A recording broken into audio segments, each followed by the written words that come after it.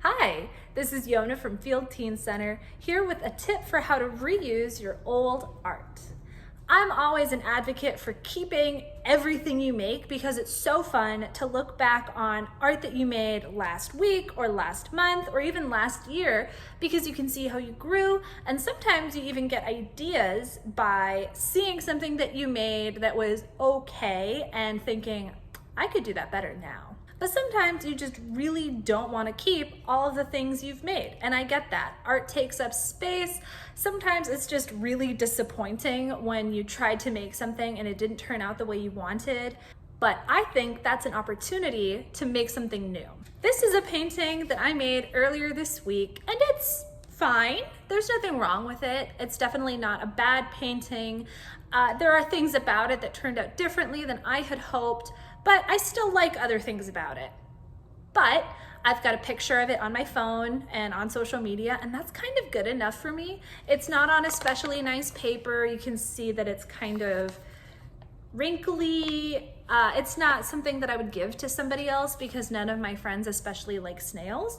So I'm going to make a collage and turn this old piece into something brand new.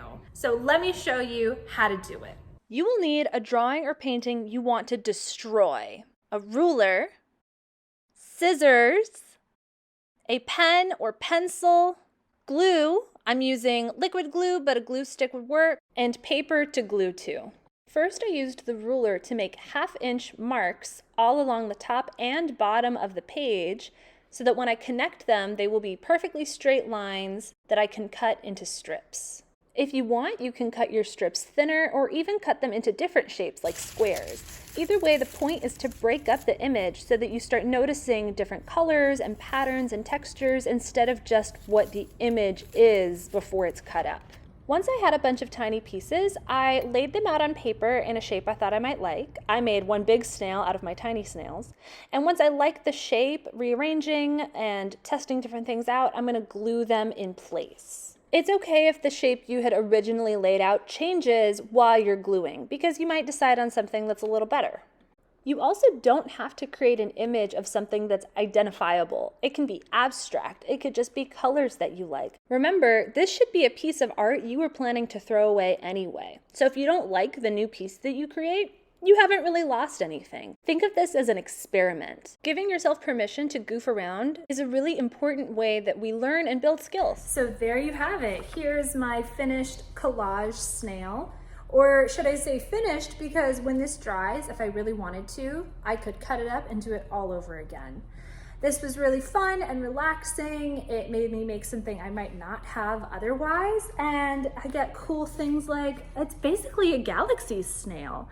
He's got little sparkles, and it's not perfect, and that's okay, because not everything that I make needs to be perfect. This was just for my own fun and enjoyment, and I still got something out of this painting that I knew I was not going to keep. So what do you think? Would you try an activity like this? Do you have any old paintings or drawings that you would want to cut up? Comment and let us know. If you want to share any of your art with us, whether it's something finished or a collage that you make inspired by this video, you can DM us on Instagram, you can email us, and of course you can always visit us in person here at Field Teen Center. We're open Monday through Friday from 1 to 5 p.m. These hours do change from time to time, so for the most up-to-date information, be sure to follow us on social media or check out our website. Thanks so much for watching, and happy crafting!